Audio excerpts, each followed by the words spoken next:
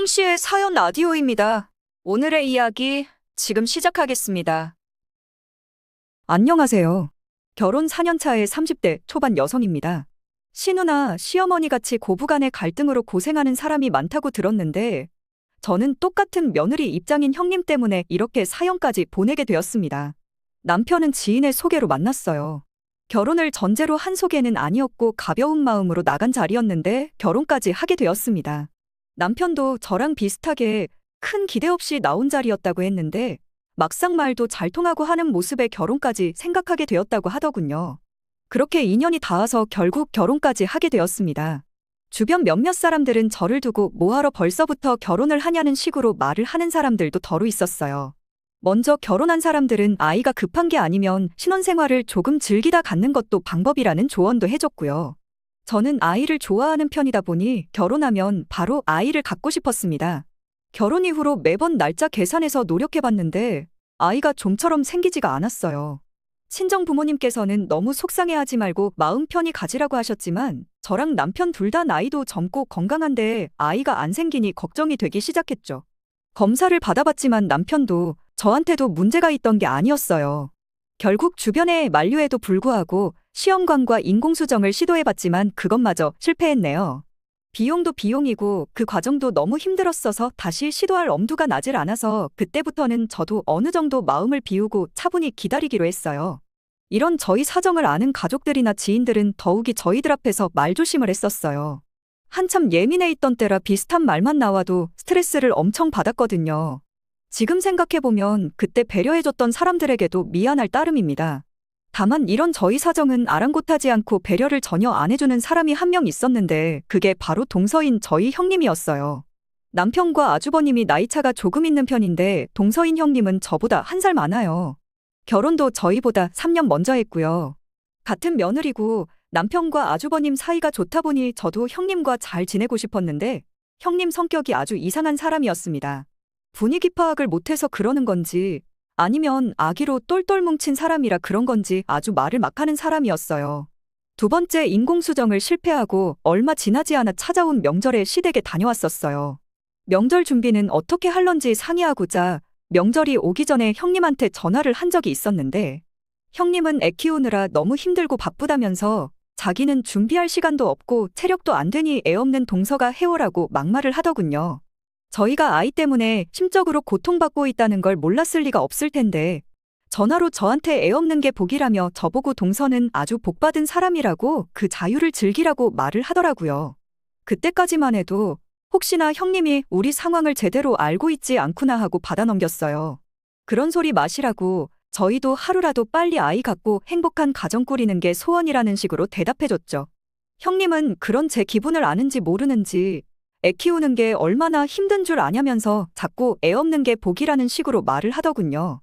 남편한테 아주버님한테라도 말해서 형님이 우리가 아이 때문에 힘들어한다는 사실을 알게 하면 좋겠다고 말을 했고 남편도 제 말을 듣고 곧장 아주버님하고 이야기를 했습니다. 그런데도 그 이후로도 계속해서 이런 식으로 제 속을 뒤집어 놓는 대화가 몇 번 있었어요. 그때부터는 저도 형님이 일부러 저러는구나 싶은 생각이 들기 시작했죠. 명절 당일이 돼서 시댁에 다 같이 모였는데 형님이 시조카를 보고 저한테 이제 저 사람이 너네 엄마야 하면서 애한테 자꾸 저를 엄마라고 부르라고 시키더라고요. 그러면서 애 키우기 힘들어 죽겠다고 애가 그렇게 갖고 싶으면 얘 줄 테니까 동서가 데려가서 키워 이러는데 정말 속이 뒤집어지는 줄 알았습니다. 온 가족이 다 모인 자리에서 제가 화를 낼 수도 없고 멋쩍게 웃다가 뒷정리하면서 형님한테 그런 말씀 좀 마시라고 한마디 했는데 형님은 그런 저를 두고 사람이 농담도 못하냐며 저보고 아주 예민하다고 정색을 떨더라고요. 나중에 가선 시부모님도 동서 편을 들었어요. 농담 한 번 한 걸 가지고 그렇게 예민하게 받아들이면 사람들이 너네한테 무서워서 말이라도 걸겠냐며 제가 너무 예민 떠는 거라는 식으로 말을 하더라고요. 그 정도로 끝났다면 그냥 사람이 심성이 못된 사람이구나 하고 거리두고 지냈겠지 형님네와 더불어 시댁과도 연을 끊어버리고 살 생각은 안 했을 거예요. 한참 전일이었습니다. 시부모님이 같이 식사라도 하자며 저희를 불러내셨어요. 보통은 저희가 먼저 찾아가거나 연락드리지 절대 먼저 연락하는 분들이 아니셨거든요. 그때가 마침 인공수정 후유증으로 고생하고 있던 터였고 아이 계획은 천천히 갖자고 마음을 고쳐먹었던 시기여서 저희 힘든 걸 알고 격려차 밥이라도 한번 사주시려나 보다 했어요. 그런데 막상 자리에 도착하니 시부모님 표정이 안 좋고 두 분이 서로 눈치를 주면서 먼저 말을 꺼내라는 식으로 사인을 주고받고 있는 게 다 티가 나더라고요. 제가 먼저 혹시 무슨 하실 말씀이라도 있느냐고 물었는데 어머님이 대뜸 저한테 거짓말 할 생각 말고 솔직하게 대답을 하라고 하시더군요. 제가 살가운 며느리는 아닐지라도 시부모님께 거짓을 말하거나 속인 적은 단 한 번도 없었어요. 그런데 질문하기 전부터 거짓말 할 생각 말고 진실만 말하라고 질문을 해오니 적잖이 당황스러웠습니다. 하지만 정말 숨기는 게 없었기에 뭐든지 물어보시라고 먼저 대답을 했어요. 시어머니는 그럼 돌려 말할 것 없겠다며 단도직입적으로 묻겠다고 하더니 너네 혹시 일부러 애를 안 갖고 있는 거냐고 묻더군요. 제가 대답도 하기 전에 남편도 그 질문 자체가 어이가 없었는지 어머니도 우리가 얼마나 맘고생하는 줄 알고 있지 않느냐며 어떻게 그런 질문을 할 수가 있냐고 따져 물었어요. 어머님은 네 형수가 그러는데 너네가 원래 애 가질 생각이 없는데 우리들이 알면 어떻게 혼이라도 날까봐 무서워서 안 생기는 척 연기하고 있는 거라고 했다더라며 다시 한번 그 말이 사실이냐고 묻더라고요. 그 말을 들으니 어떻게 대답도 하기 전에 어이가 없고 열이 받아서 눈물부터 나더라고요. 남편이 대답하려는 걸 제가 어머님한테 다시 따져 물었어요. 저희가 얼마나 힘든지 알면서 그런 말도 안 되는 소리를 믿으시는 거냐고 한마디 했습니다.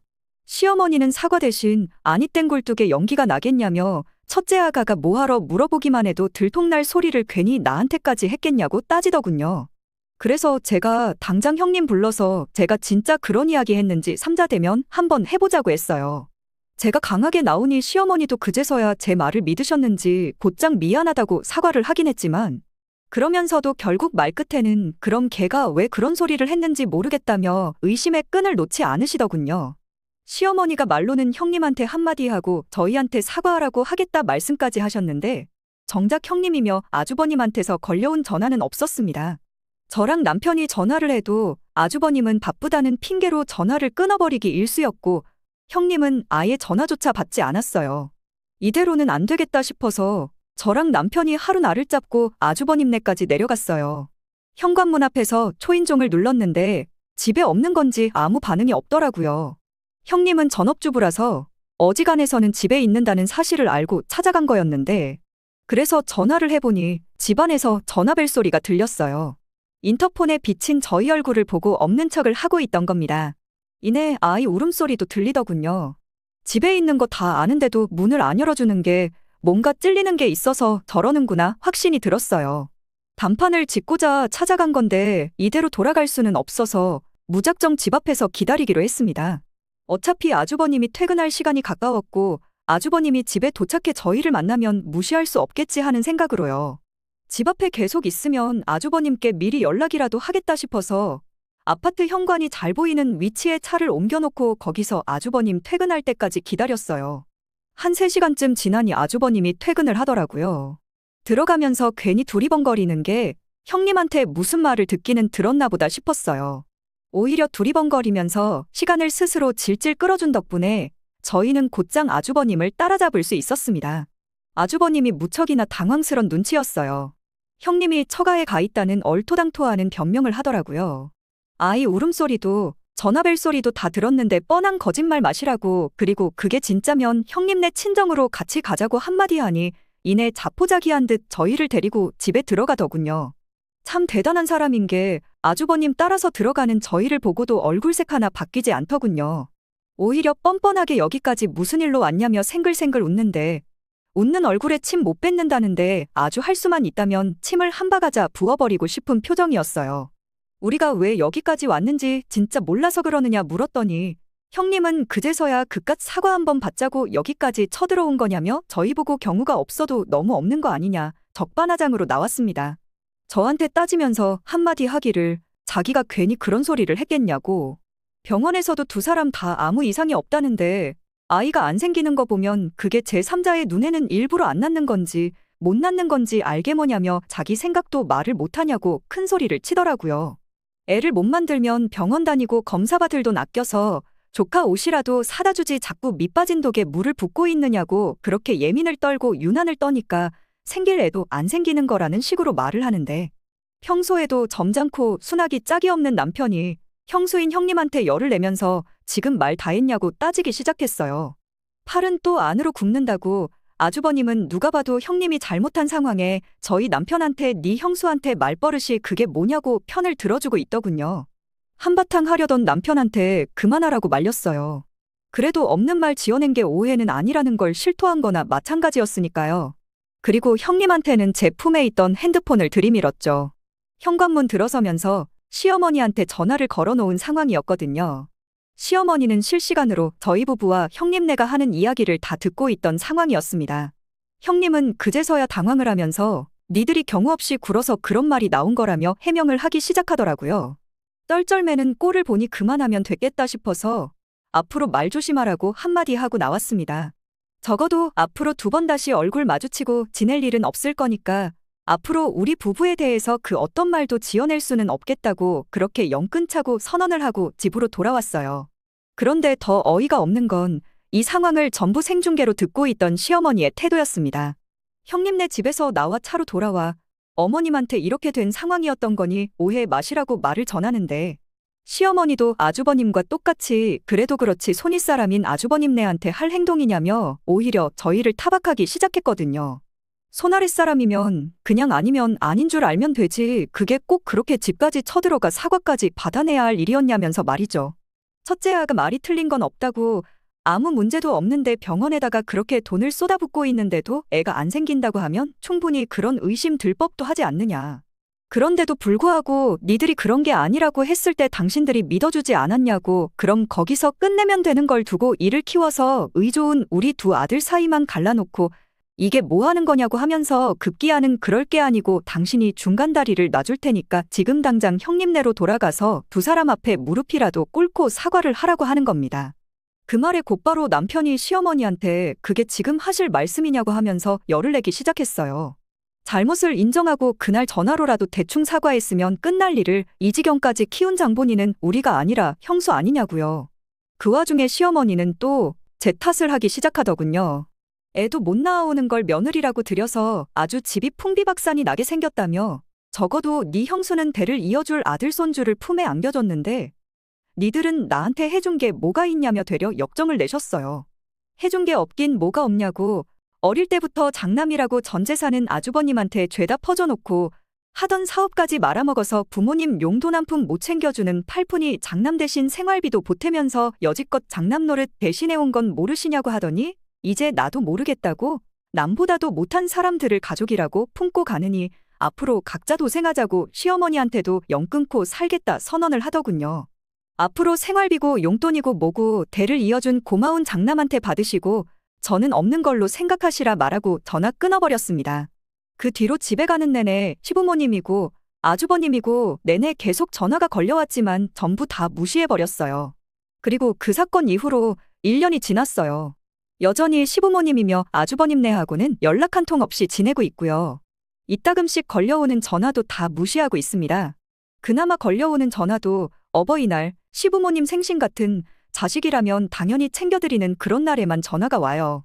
대를 이어줄 손주는 못 안겨줘도 보내주는 용돈은 아쉬운가 봅니다. 1년 동안 연락 안 하고 지내면서 시부모님조차 모르는 일이 하나 있어요. 그건 바로 제가 아이를 가졌다는 소식이지요. 아이가 태어나도 시댁에는 따로 연락할 계획이 없습니다. 영 끊고 지내면서 생각한 건데 형님은 형님대로 대를 이어줄 아들 손주 핑계로 없는 말까지 지어낼 필요 없이 오롯이 시부모님 사랑을 독차지할 수 있어서 좋고 시부모님은 시부모님대로 버르장머리 없는 둘째랑 사랑스러운 첫째 사이 중재할 필요 없어서 좋고 저희는 저희대로 꼴보기 싫은 사람들과 안 엮이고 지내서 좋고 다 좋은 일이니까요. 그렇게 마음 잘 맞는 사람들끼리 사이좋게 지내면 좋은 거 아니겠어요? 저도 저를 아껴주는 제 가족들과 행복하게 지낼 생각뿐입니다. 오늘의 이야기는 여기까지입니다. 이렇게 찾아주셔서 정말 감사합니다. 다음에도 더 좋고 더 통쾌한 사연으로 찾아뵙겠습니다.